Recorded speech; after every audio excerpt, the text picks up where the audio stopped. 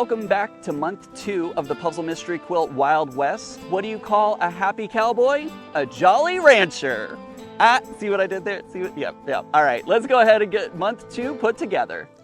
All right, here we go again. I have my clue number 2, wrong side, there we go. Clue number 2 for my large Wild West Cotton Cuts Puzzle Mystery Quilt. I have my clue packet number 2, and then of course I have my color guide as well. So let's go ahead and open up clue packet 2 and see what we got. All right, starting off, we've got 8 of our E small triangles. We have 16 of our small F triangles. We have 24 of our small B triangles. We have 16 of our small C triangles. We have 4 of our large B triangles. We have 12 of our large D triangles.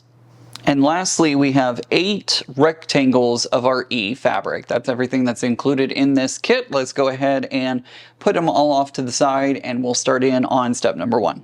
All right, we're going to be making 4 of our section 2, and the instructions below tell us how to make all 4 at the same time. So here we go with step number 1. It says to sew a small F triangle to the top right of a medium B triangle. Oh, these are medium. I think I called them large, but either way, medium B triangle. And then we're going to press that, and then we're going to add on our second small F triangle to the left. We're going to make 4 of these in total. We're making 4 flying geese. I'm going to go ahead and put them together, and I'll come back when I'm doing the final press on the left side. Okay, I have sewn all those together and now I'm pressing them out. Remember, you're going to be pressing away from your B fabric. That one was a little off, but that's okay. Anyways, there we go. So we have completed step number 1. Let's move on to step number 2. Okay, moving on to step number 2, it says to sew a small B triangle to the top right of a medium D triangle.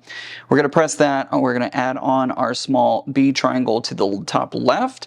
We're going to make 12 of these in total, so we've got a lot to make. So I'm going to go ahead and sew all these together, and I'll come back when it's time to press it out.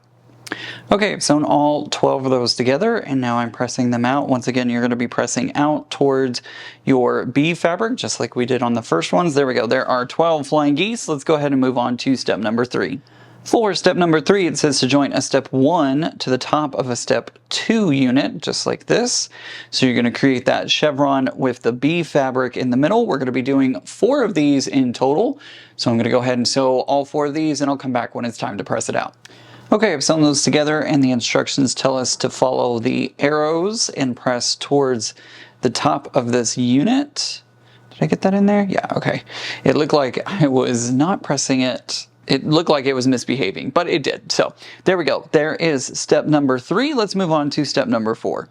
Moving on to step number 4, it tells us we're going to join 2 step 2 units together, one on top of the other, and we're going to make 4 of these. So I'm going to put these together just like this, so that way our D fabric points towards the top like we just did on step number 3. I'm going to go ahead and sew 4 of these together, and I'll come back when it's time to press it out. Okay, I've sewn all 4 of those together, and again, you're pressing towards the top of that. You follow the arrows, there you go, just like that. So I've made 4 of those. Let's go ahead and move on to step number 5. All right, we are ready to move on to step number 5. It says to join a small F triangle to a small C triangle, and we're going to make 8 half square triangles just like that. I'm going to go ahead and sew these together, and I'll come back when it's time to press it out. Okay, I finished sewing all 8 of those and we're pressing towards our F fabric in this one. So there we go. There is all 8 of my half square triangles. Let's move on to step number 6. Moving on to step number 6, it says to join a small C triangle to a small E triangle. We're going to make 8 of those just like that. I'm going to go ahead and sew all those half square triangles together and I'll come back when it's time to press it out. Okay, there we go. I have sewn all 8 of these together. We're pressing again toward, well, this time we're pressing towards our C fabric, excuse me. There we go. There is step number 6. Let's move on to step number 7. All right, moving on to step number 7, it says to join a step 5 unit to the top of a step 6 unit.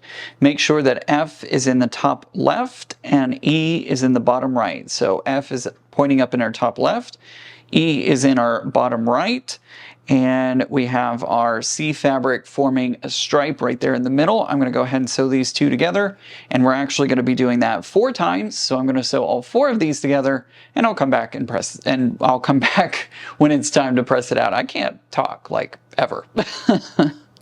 Okay, I've sewn all 4 of those together, and now I'm pressing towards my CE half square triangle, so pressing towards the bottom, just like that. I have 4 of those put together. Let's move on to step number 8. Okay, for step number 8, it looks like we're going to be doing the exact same thing. Join a step 5 unit to the top of a step 6. Make sure that the F is in the top right corner and the E is in the bottom left. So here's our E in the bottom left, our F in the top right corner. Again, we're matching up our C fabrics. I'm going to go ahead and sew these together, and I'll come back when it's time to press it out. Okay, I've sewn those together, and again, we're going to press towards our EC half square triangle. So there we go. I have 4 that look like that. Let's move on to step number 9. Okay, for step number 9, it says to join a step 7 unit, which is our left side here. We're going to join it onto our left side of a step number 3 unit. Then we're going to add a step 8 unit onto the right, making sure that the F triangles are on the top and on the left and right top portion. So basically you're going to make sure that your F triangles are all the way on the top here, so that way they kind of match, just like you see here on my screen, or on your screen. There we go. So we're going to put these together. We're going to sew 4 of these together, and I'll come back when it's time to press it out. Okay, I have gone ahead and sewn all 4 of those. I kind of had to fight with these seams a little bit because there's a lot of bulk. So you're going to have to kind of work with your seams and try to get them as flat as possible. It is wanting to fight me a little bit, but I got it as close as I can. There we go. There is our step number 9. Let's move on to step number 10. Okay, moving on to step 10, it says to join an E rectangle to both the left and right side of a step number 4 unit. We're going to make 4 of these. Super easy. We're just going to sew these on just like this, and then I'll come back when it's time to press it out. Okay, I realized that I was looking at the wrong direction because we have duplicate looking pieces when you don't have the colors all in there. So in step number 9, you're supposed to press them outwards, and in step number 10, you're supposed to press them inwards. That's okay though. I got it all taken care of. I went back and pressed the other ones back the correct way, and you know, it is what it is. It'll be fine. Finished is better than perfect. So there we go. All right, so we have finished step number 10. Let's move on to step number 11.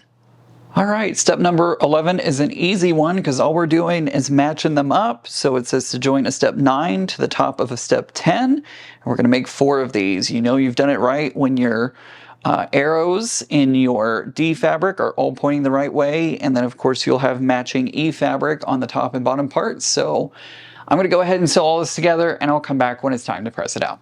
Okay, I have sewn all 4 of those together. Now we're following the arrows again towards the top of our pieces here. There we go. All right, so I have all 4 put together just like that. That is going to be our section 2. You can either label it as section 2 or clue 2, whichever way you feel like. I'm going to go ahead and put the labels on it, and we'll be ready for month number 3.